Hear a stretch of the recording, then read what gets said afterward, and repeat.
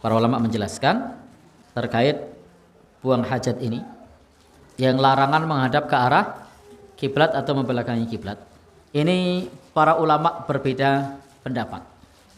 Ikhtalafal ulama, para ulama berbeda pendapat fi hukmi istiqbalil qiblah, dalam hukum menghadap ke arah kiblat dan juga membelakanginya fi qadail hajah, di dalam buang hajat.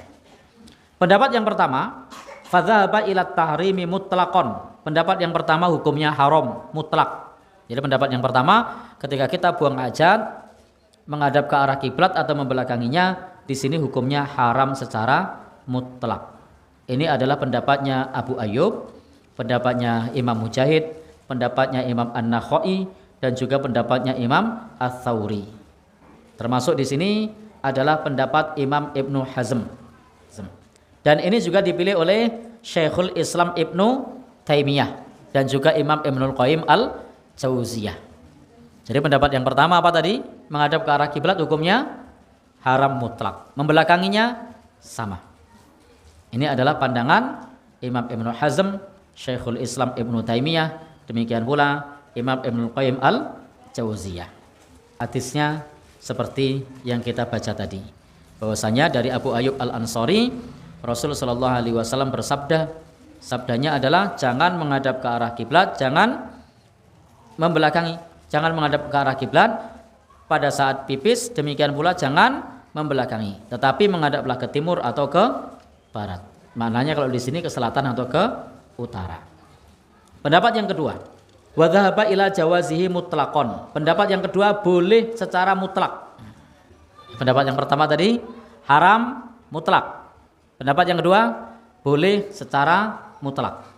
Untuk pendapat yang kedua ini disebutkan oleh Urwa ibn Zubair, Imam Daud Adz-Dzahiri.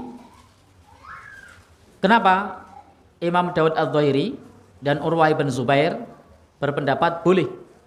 Karena pernah satu saat yauman ala baiti Hafsah, suatu hari di rumah Hafsah, sahabat Abdullah ibn Umar sedang memanjat. Fara'aitun Nabiyya sallallahu alaihi wasallam yaqdi hajatahu. Melihat Nabi sallallahu alaihi wasallam buang hajat. Mustaqbilas Syam, mustadbirul Ka'bah. Nabi menghadap ke arah Syam dan membelakangi Ka'bah. Jadi Nabi menghadap ke arah utara, membelakangi Ka'bah. Muttafaqun alaihi. Sehingga di sini berpendapat bolehnya secara mutlak. Buktinya Nabi melakukan saat berada di dalam kamar mandi.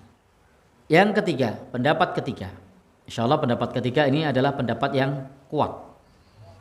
Apa itu? Pendapatnya Imam Malik, Imam Asy-Syafi'i, Imam Ahmad. Jadi pendapatnya Imam Malik, Imam Asy-Syafi'i, Imam Ahmad, demikian pula Ishaq yang diriwayatkan dari Abdullah ibn Umar. Itu perlu rincian. Pertama adalah rincian pertama, kalau di dalam bangunan. Jadi kalau di dalam bangunan itu tidak haram. Yang haram itu adalah kalau di luar bangunan. Jadi kalau di dalam ruangan maka itu boleh.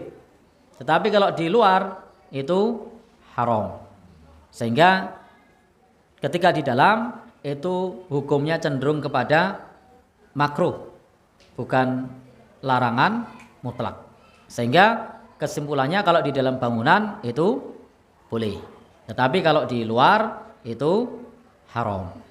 Sehingga di sini penting bagi kita untuk memahami bahwasanya untuk posisi di dalam bangunan berbeda dengan di luar bangunan. Sehingga kita menggabungkan dua hadis, di dalam dan di luar, menunjukkan bolehnya membelakangi Ka'bah pada saat buang hajat. Jadi kalau membelakangi itu boleh, kalau menghadap itu makruh. Kapan? Saat di dalam bangunan. Kalau di luar haram. Jadi hukumnya berbeda antara di dalam dan di luar bangunan.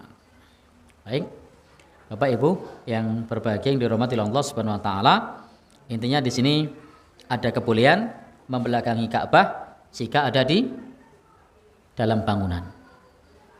Tetapi bukan menghadap ya. Di sini yang boleh adalah membelakangi saat di dalam bangunan.